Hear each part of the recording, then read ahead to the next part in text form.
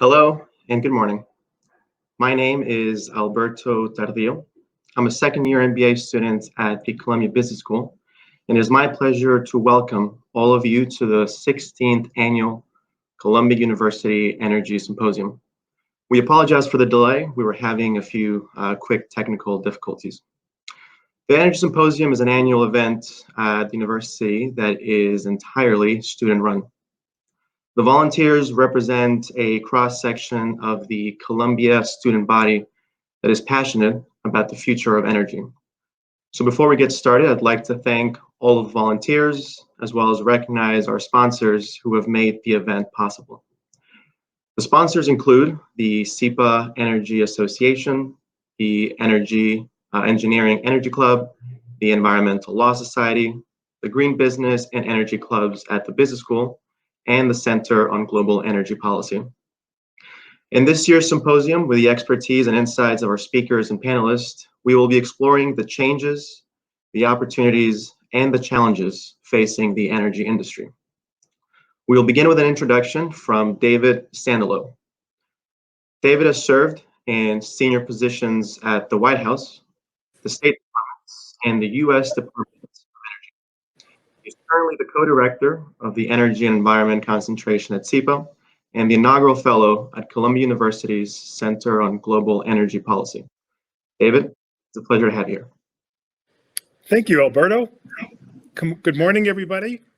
Good afternoon, good evening, depending on where you are in the world. First, congratulations to Alberto and the entire student team that pulled together this impressive event. Something this good takes a lot of work. And congratulations on everything you did to get this symposium to this point. In my short opening remarks today, I'm going to pose a question. And the question is, will the clean energy transition be fast or slow? Will the clean energy transition be fast or slow? There's strong signs that today we're in the early stages of a major clean energy transition. The strongest signs probably are what's happening in solar power and wind power. I think for probably everybody in the audience, this is very familiar. Solar prices have dropped 90% in the past decade. Wind power prices have dropped dramatically. We're at the point now where in the US and in China, the world's two largest economies, wind and solar power last year provided roughly 9% of electricity generation. And we're also seeing a transition in the transport sector with electric vehicles starting to move into the market. It's been slower than with solar power and wind power, but still there are signs that the electric vehicle market is starting to take off. And there's other pieces of the energy transition underway. Now, there's really two schools of thought, two bodies of academic literature about the pace of the transition ahead. And one of them looks to history. It says that there have been energy transitions throughout history. In the 1600s in England, we saw a transition from wood to coal. In the 18th and 19th centuries, we saw transitions with steam engines. We saw the oil revolution at the end of the 19th century and take off at the beginning of the 20th century. So transitions have happened in the past, but what history tells us is transitions happen slowly, that the infrastructure in the existing energy economy always takes a while to replace. Cultural patterns slow down the transition. And these transitions don't happen quickly. And I think for those who are interested in this body of literature, I would recommend reading Vaclav Smil, whose work is tremendous. And he's documented this in really copious detail. But there's a competing school of thought. And the competing school of thought says, no, the past is not really a good guide to the future. Technological change is exponential, it's not linear. Today we have tools like the internet, modern communications technologies, even genomic and biological technologies that are going to dramatically accelerate the pace of this transition.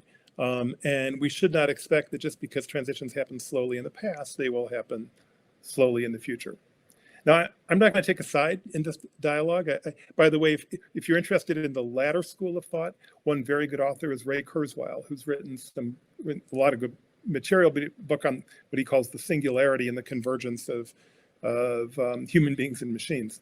But so I'm not going to take a side here, but I just want to offer 3 reasons that I'm optimistic that this transition is going to happen relatively fast.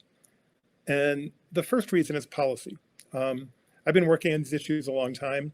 I think we've reached a remarkable point where global leaders are very focused on accelerating this transition. We see net zero pledges from governments around the world, trying to get to net zero emissions by 2050. We see strong support for renewable power almost everywhere around the world, with policies that have big impacts. So there's a focus on these issues from the policy world that I think is going to accelerate the transition. We also see financial capital moving into the market to accelerate this transition. Larry Fink at BlackRock has gotten attention for each of the past 2 years when his annual letter focused on this issue. We see enormous amounts of capital right now seeking opportunities to invest in solar power and wind power. Asset managers around the world keenly interested in business opportunities related to decarbonization. So I think financial capital is going to make a difference here. And third, and maybe I think the most important and maybe relevant for this symposium, is we see human capital moving into this area. I had an interesting conversation with a professor at MIT a few years ago who told me that 20 years ago, it was relatively rare for his best students to be interested in battery chemistry. It just wasn't at the time an especially hot topic. But he said now there's the best minds in his department are going into thinking about how do we accelerate this transition? What are the technologies that will do it? How can we make a difference? And I think human capital may be the most important driver of all. So when you combine policy drivers, financial capital, and human capital, I think there's reason for optimism that this clean energy transition that's underway, that's so important for fighting climate change, fighting air pollution, and other issues, will happen quickly. So with those short remarks, I'm delighted to turn the stage, this virtual stage, over to my friend and really a leading scholar on all these issues, Professor Johannes Urpilainen. Professor Urpilainen is the director of the Energy Resources and Environment Program at Johns Hopkins SAIS and founding director of the Initiative for Sustainable Energy Policy there.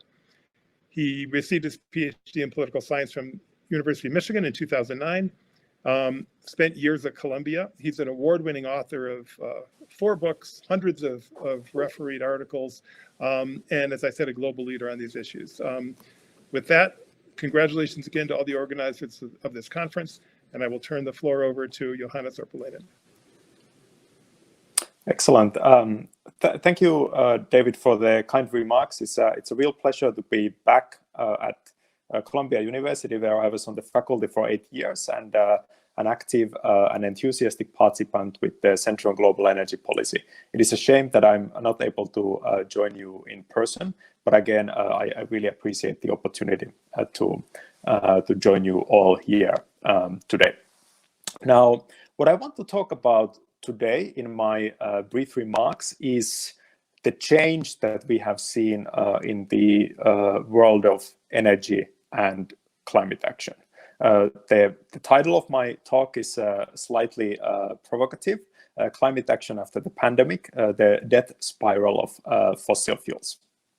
Now, I want to start by asking the question, what would this conference look like if we had done this in 2010? The world was very different back then in many different ways, and one of them was in the world of energy and climate. The topics that we would have discussed back in those days would have included, for example, the ongoing coal boom. We would have spoken with, I think, grave concern about the number of coal-fired power plants being built around the world. We would have looked at an incredible pipeline of construction in China, in India, Indonesia, Vietnam, and we would have also looked at other countries with their eye on coal-fired power generation for ever-increasing power demand. This could include countries like Turkey, This would include countries like Bangladesh. They would include countries like Egypt. So with all this, we would have really looked at a world that didn't really give much hope for climate action. It was a very challenging time after the failure of the Copenhagen conference on climate, and with seemingly endless demand for fossil fuels. We would have also spoken about natural gas as a bridge fuel. We would have asked maybe the right strategy for us would be to replace our coal-fired power plants with natural gas. And that's something that the United States did with the shale gas. We would have probably had discussions about, would this kind of nascent starting revolution maybe change energy scenarios in Europe, in China, Latin America, everywhere. Now, if we fast forward to today, we are in March 2021. We have spent the past year mostly indoors at home with much less travel than we are used to, doing these virtual workshops, conferences, and events. And today, we talk about a very different set of issues in energy. First of all, we talk about renewable energy. It is, by a wide margin, the dominant fuel, if you will. It's not really a fuel, that is being invested in when it comes to the global power sector. United States, Europe, China, India, you name it, almost every market today sees more renewable energy, solar power, wind power being invested than fossil fuels. It's a huge change over a short period of time, a decade. We talk about electric vehicles. Even though they are still a pretty minor area, minor technology in the United States, that is not true in many European countries. We know that Norway has been leading the pack here. The Chinese EV market is growing very fast. And even here in the United States, EVs are doing very well on the coast. So West Coast, East Coast, of course, more challenging in those states where distances are longer because of range anxiety, lack of a charging network, but they're coming. The direction is clear. We talk about the terminal decline of coal today. You don't really see any markets in the world where coal-fired power generation would be growing. Sure, the Chinese are still building some coal-fired power plants, but every time they build a plant, it just means that the capacity factor of the other plants will decrease, and overall coal-fired power generation is not growing. In India, a country that I know very well and follow with great interest, we don't really see anybody in the private sector investing in coal-fired power plants.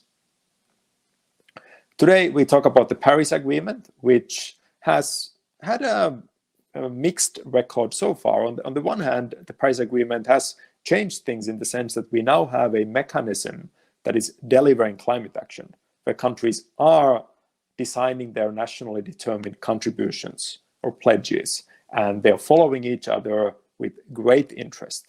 They're trying to take action to reduce their climate impact. At the same time, we are not yet where we need to be. Those pledges do not add up to a well below 2 degrees Celsius climate ceiling in this century. So we still have a lot of work to do here. COVID-19, the past year, turned out to be very different for climate change than, for example, I expected. Those of us who study climate policy, we know that economic recessions and difficulties are often the most challenging times for clean energy. Governments, businesses, people don't want to spend money solving these so-called long-term policy problems when they have urgent concerns with unemployment, fiscal deficits, and so on. But the reality is that 2020 showed that the world has changed. If we look at what happened in the power sector, electricity demand did decrease because of these economic difficulties, but most of that decrease came from the fossil fuels, which makes sense. On the one hand, you have the renewable energy with low or zero variable costs. If the sun is shining and you have a solar panel, why not keep it going? We also had many governments that gave priority to renewable energy in dispatch, which also favored renewables. And so for these reasons, most of the decrease, which was temporary, I'm not saying that we have permanently reduced electricity demand, the temporary decrease did not really hurt renewables that much. And if we look at investments, Bloomberg New Energy Finance data shows that in dollar amounts, renewable energy investment in the power sector has been approximately stable over the past few years. But that is the dollar amount. Given that the cost of generation continues to decrease, it means more investment in terms of actual capacity and, most importantly, utilization. Now, what comes next? Where do we go from here? First of all, our ambition is still too low. That imaginary conference that I talked about 10 years ago here at Columbia University would have asked, how do we get started? We are not really doing much. We have to do something. That is not true anymore. We are actually doing quite a bit, but it's not enough. Even in our most dynamic area of climate action, renewable power generation, we need to move twice as fast as we do today. So we now know what to do. We have a lot of the technology we need. We have innovation roadmaps, one being produced by Columbia University recently. Excellent contribution to the discussion. So we also know what to do with new technologies. We have an idea how to get there. And the question is, how do we increase ambition? How do we keep going? How do we make sure that in the next 3 decades, we reach a carbon neutral, net neutral world economy? It's a very serious challenge, but it looks a lot more doable today than it looked just 10 years ago. One of the key areas that I want to highlight for all of you in the audience is the importance of looking beyond those areas where we are already moving. We need to continue installing renewables. We need to get renewable electric vehicles out there. But increasingly, the fate of the climate will be made or broken in areas like industrial heat, steel production, cement production. What do we do in these areas where we don't have the technology yet? It's very important that we pay attention to those, because I think it's far more likely that we succeed with renewables, better transmission, demand side management, most importantly, battery storage, which, by the way, as an area is improving, but it's not yet clear to me what we are going to do about industry. Heat. Those are areas where we still have a lot of work to do, and we don't have a lot of time. When climate change became an important issue in 1990, we had maybe 60 to 70 years to deal with it. We've already spent half of that. And it's only really been in the past 5 to 10 years that we've started moving. So now is the time to look beyond renewable power generation, look beyond electric vehicles, and come up with technological strategies for those other areas. There are also some areas where we are moving backwards. Deforestation, which is really essential. It's somewhere between 1/4 and 1/5 of all of our greenhouse gas emissions, deforestation, land use, all that. We are not really moving forward, we're actually moving backward. We get very alarming new data from Brazil, from the Amazon. We see Indonesia, Malaysia really struggling with this. We see many of the African countries like the Democratic Republic of Congo are struggling with deforestation. And we just don't have the solutions. These issues are very difficult because they often involve millions or tens of millions of small farmers. They involve a large agro-business. And I think most importantly, they feature fundamental conflicts between the wealthy industrialized countries that are talking about deforestation, but refusing to finance the actions needed to stop it. So a country like Brazil, a country like Indonesia, is very protective of their sovereignty in deforestation. This is another area that we really should be looking at. Now, where do we go from here in terms of concrete actions right now? I think one area that I'm very bullish about, and I think all of you should be, is clean technology. This is an area we've been talking about clean technology innovation for a long time, but again, if we had this conference 10 years ago, we would be talking about Solindra, maybe somewhat unfairly, because that energy program was actually quite successful in generating innovation overall, but from a political perspective, that was a difficult situation. There was also 10 years ago not a whole lot of interest in the venture capital world in energy. Today, clean technology has changed, and it's one of the booming areas. If you had invested in some of these renewable energy companies, battery storage companies, electric vehicle companies, anybody heard of Tesla ever? You would have made a lot of money over the past 5 years. So this is an area that will continue to grow. And for all of the students out there in the audience, you have definitely chosen a very exciting and promising career. The United States as a country is in a situation where, somewhat ironically, on the one hand, the emissions have decreased. Despite 4 years of Trump administration and very little action at the federal level, the emissions have decreased because of things like decreasing coal-fired power generation. But at the same time, the United States faces a credibility deficit. Americans in climate negotiations are known for their bravado. So it's not unusual for American negotiators to go into these talks and talk about American climate leadership. Today is not the time to talk. Today is the time to act.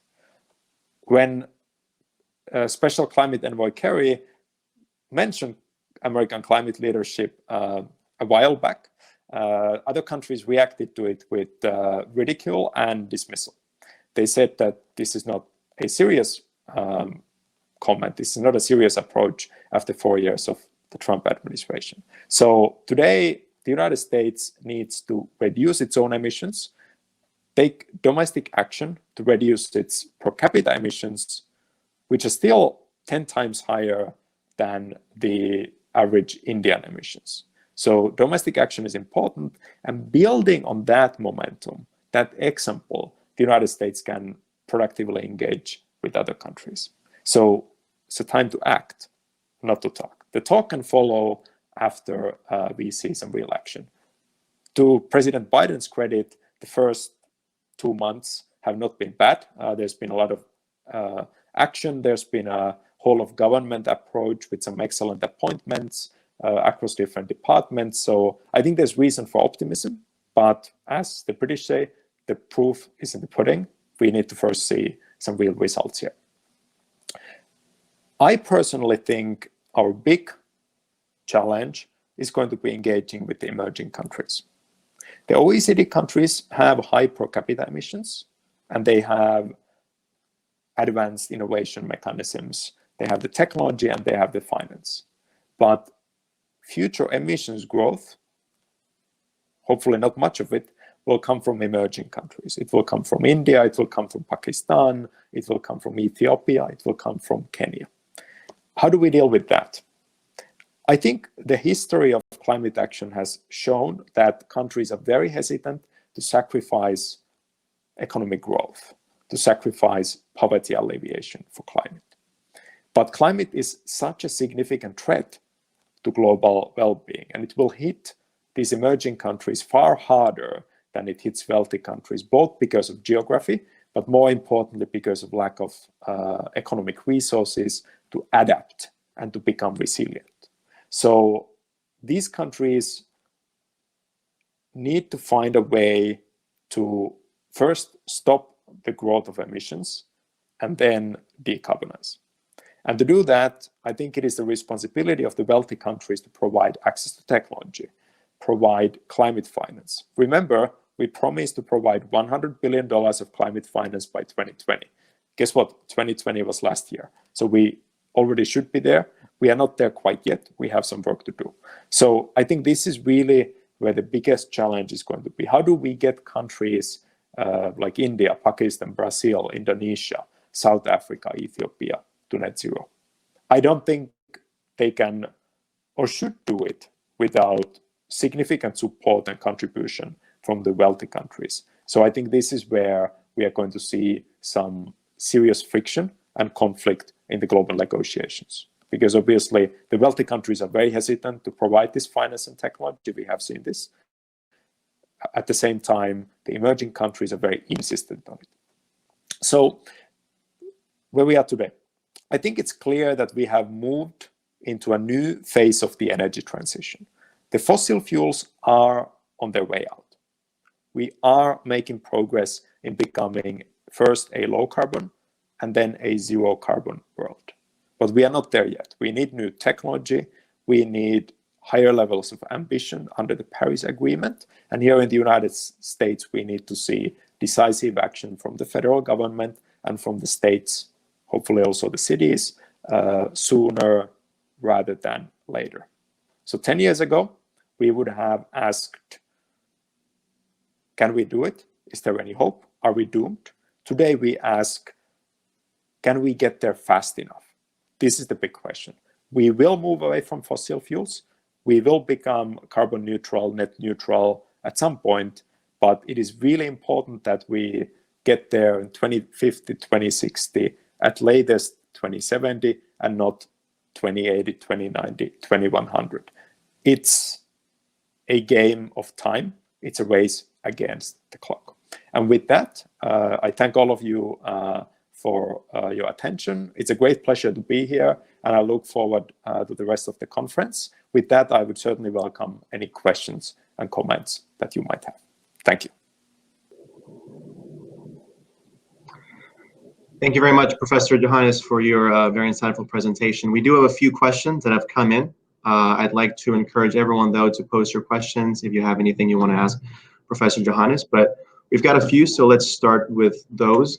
Our first question comes from Kabir, who is asking, how do we make sure that renewable energy is able to supply be a stable source of energy and not fluctuating depending on the weather?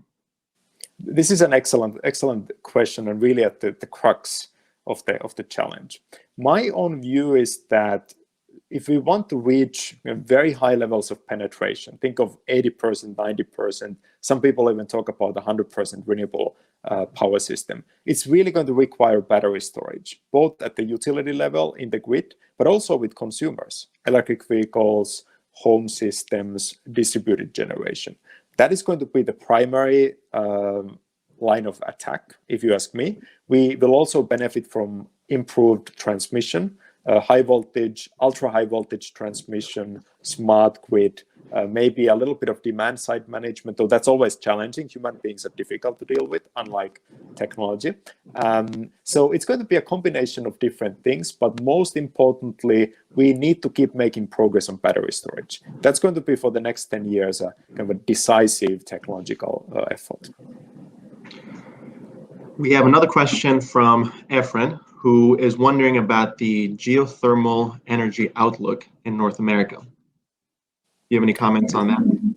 This is a really interesting issue. Geothermal is nice in many ways, exactly because it has some of this kind of stability and reliability.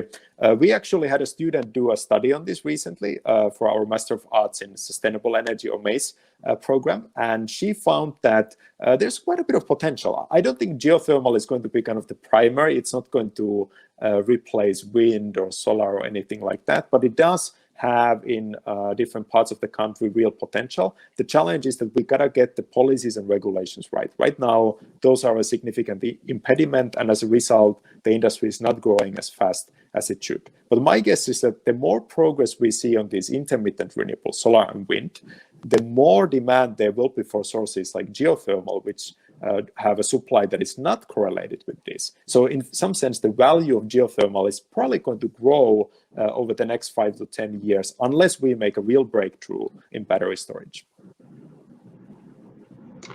We have here another question from Starthik. He asks, to meet zero carbon world, why do we not focus more on carbon capture, sequestration, and conversion of CO2 to alternative products? These topics are only restricted to lab research and not on large industrial scales. It's an excellent question. I think it's it's one of those areas that has started to change. So over the past 2-3 years, I've certainly seen far more interest and discussion in this. And it's for a good reason, because we are now really talking about net zero, not like gross zero, right? So some kind of storage or offset to some kind of compensation for our emissions will be necessary for a long time. So we will need it. The reason why I think it hasn't moved is simple. There's no incentive to do it today. If you have a coal-fired power plant, it's far cheaper to replace it with wind or solar than it is to replace it with carbon capture. Only if we had a high carbon price and we reached a point where we are really dealing with, for example, industrial energy generation, would this start to make sense on a commercial scale. So I think policy and regulation need to lead here. Otherwise, it's not going to reach the scale that we need. Sounds good. We have one more that came in from Jorge. He's asking, most NDC targets seem to be aspirational with no clear link to national budget processes or investment plans that give a clear forward-looking guidance on how to get to net zero. How do you solve for this disconnect between policy and finance? This is a really important question. I'm so glad that you brought it up. It's something that we've also seen in our research. We have a project where we look at the stimulus efforts in the G20, the 20 largest economies in the world, and we see the same. It's a lot of talk about climate change and everything, but when you look at the actual spending, it's decidedly on the back burner. It's really not a priority here. I think what we need to do as a community is we need to hold our governments accountable. Whenever they say that they are going to deal with climate change and everything, our first reaction should be congratulations. It's great to hear that you have a net zero target for 2050 or 2060. The second question is, what exactly are you doing right now to achieve that goal? Show us a roadmap and then show us that your current actions are consistent with that roadmap. So first we need those roadmaps, and second we need action that is consistent with them. And I think it will fall in some sense on civil society, on media, on academia to do this, because the governments obviously are more than happy not to talk about this disconnect. It's people like you who really, you students, professors, journalists who should be talking about this all the time and demanding on answers. Thank you. We've got a question that is specifically about Singapore, that has recently launched a floating solar panel field. The question is really, how successful do you think that is going to be, and do you think it's going to be a technology that will be applied in other places? So I think floating solar is a perfectly reasonable way for a country like Singapore, because land prices in Singapore make kind of traditional large-scale renewable energy generation basically impossible, right? At those land costs, it's just not going to happen. That is not true in most places, right? So if you are in China, Western China, if you are in most parts of the United States, there's no need to have floating solar because land is so cheap. But I think floating solar will play an important role in places like Singapore or the Bay of Bengal, where we see a lot of interest in floating solar, or in Japan, or maybe South Korea. We recently had a speaker in our series from the city of Orlando here in the United States, in Florida. And if you know, they have this beautiful lake. They are now figuring out how to use it for floating solar. So I think floating is going to be important where land is a real issue.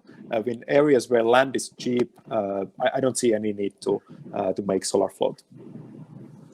We got time for a couple more questions. There's one from Nicholas that says, what do you think of the climate bonds initiative and the impact from green investments such as green bonds on climate change? First of all, I think it's a very important initiative. One of the encouraging signs, one of the so many encouraging signs I could have discussed in my keynote if I had 2 hours, is that climate finance, green finance, ESG, all these themes have become much more prominent than they used to be.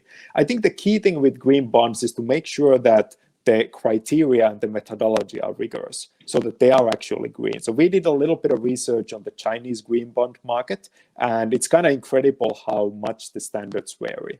You have some sponsors that provide pretty good kind of high quality green bonds. Then you have others who have coal-fired power plants as green bonds. So I think the key thing here is to make sure we have good methodology and standards. And again, I can't repeat this enough. Hold them accountable. Wall Street, if they want to do green bonds, we need to make sure that they do high quality green bonds so that it doesn't become greenwashing, because that's not going to be helpful.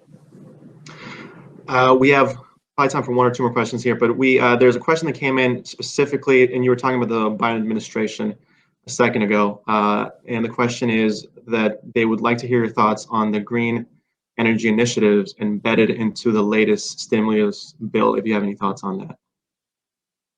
So I think, generally speaking, the direction is good. I think there's a lot of encouraging activity across different sectors, from renewable energy to kind of government procurement of electric vehicles, transmission investment. There's a lot of interesting things there. The challenge, I think, for the Biden administration is that, given that the Senate is split 50-50, will they be able to do the really big things? And one thing I'd love to see is a kind of a clean electricity standard for 2035, an idea that has been floated by many people and even spoken about by the Biden administration. Will they be able to do it?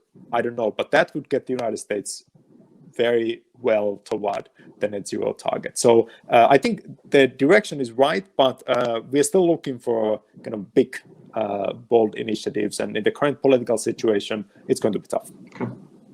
And I'll give Ross here the last question, and then we're wrapping out of time.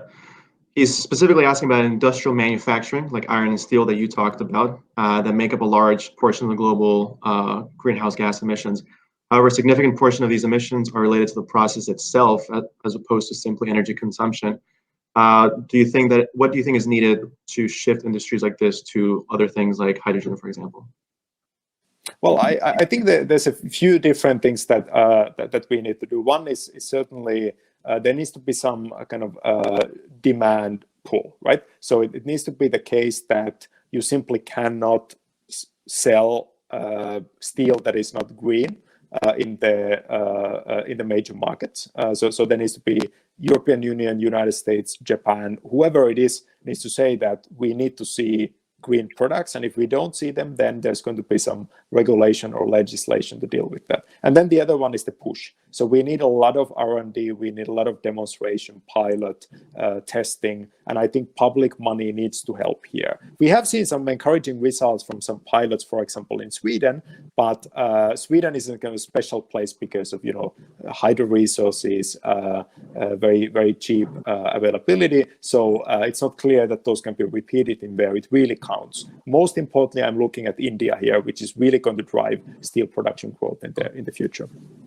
Okay, well, that's all the time we have. Thank you so much, Professor Johannes. Thank you so much, David, for your remarks. We really appreciate both of you being here. Let's give Professor Johannes a virtual round of applause. And we're going to take a quick break, and we will reconvene at 10:50 a.m. When you're ready, please head over to the mezzanine area. There you'll find our 2 morning panels, the energy transition in Latin America and broadening energy access and energy justice. Thank you, and see you soon.